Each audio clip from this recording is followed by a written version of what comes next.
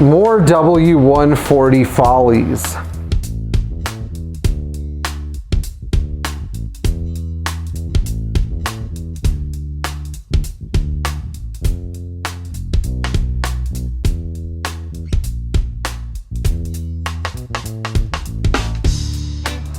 So the 140 feedback was more than I anticipated. I thought it was going to be like languishing at 600 views or whatever, but it seems like it's tripled that.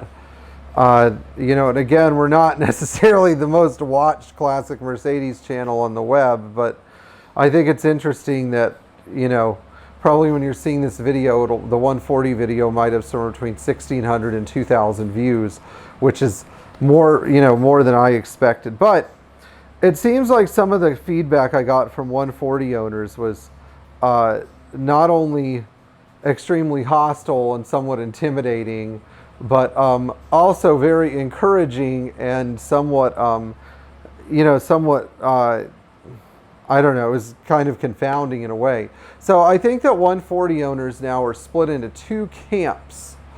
People that really love those cars and know how to maintain them and think that they're some of the best Mercedes ever made, and then owners who think that the cars are probably, you know, they're probably really complicated and you know, difficult to buy parts for, and, you know, maybe not as good as necessarily every other Mercedes built, but their size and their styling makes them sort of like a guilty pleasure.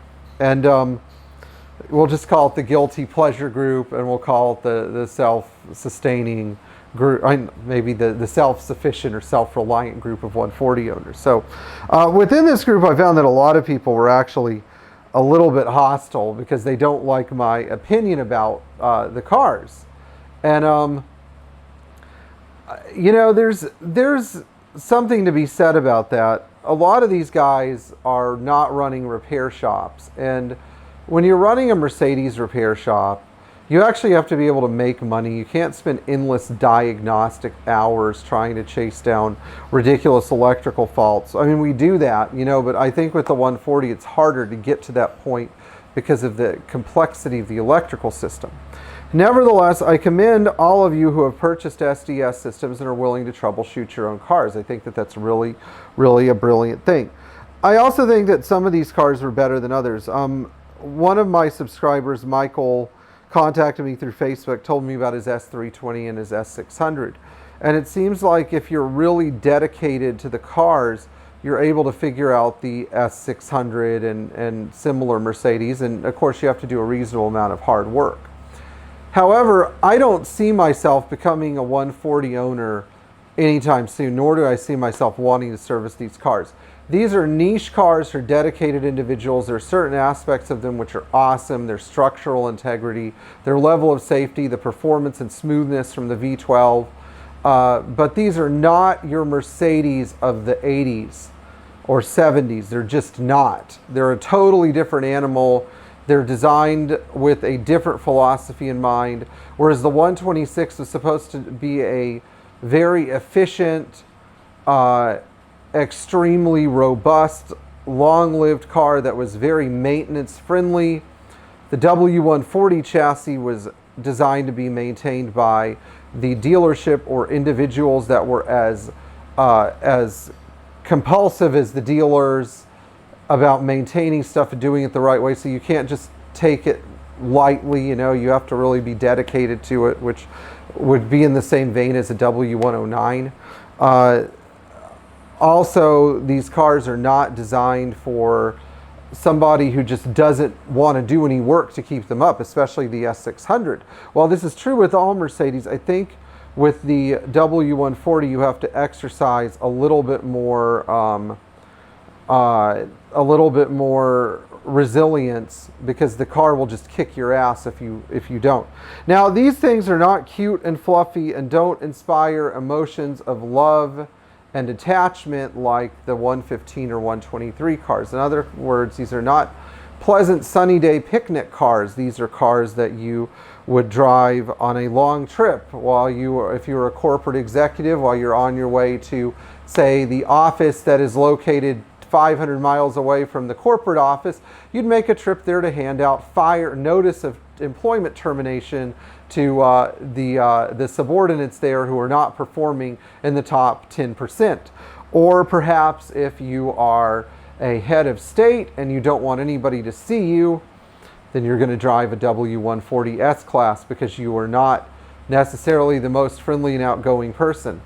I think that there are some people on my comment feed who might disagree with this, but generally I don't find the 140s to inspire the same kind of cute fluffiness as maybe an English red or Sahara beige 123 or 115 series car.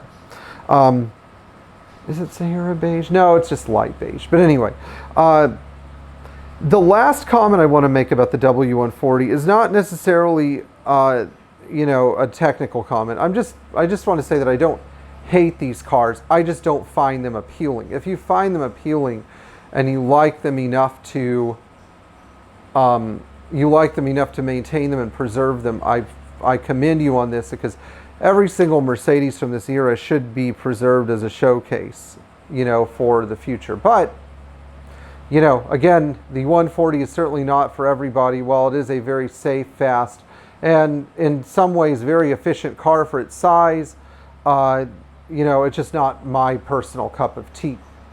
Anyway, if you enjoyed this video or didn't enjoy it, please let us know with a like or a dislike. If you also found this video to be obnoxious and stupid, then you can unsubscribe from this channel and I won't miss you. If you liked all of our videos, you should subscribe and think about supporting us in Patreon. And in the meantime, if you have your own W140 and you're wrenching on it, thank you for putting in this effort. Your knowledge is valuable. And I'm glad that you found a classic Mercedes you liked instead of giving your money to Lexus or Nissan, which will always be inferior to the W140 from any perspective.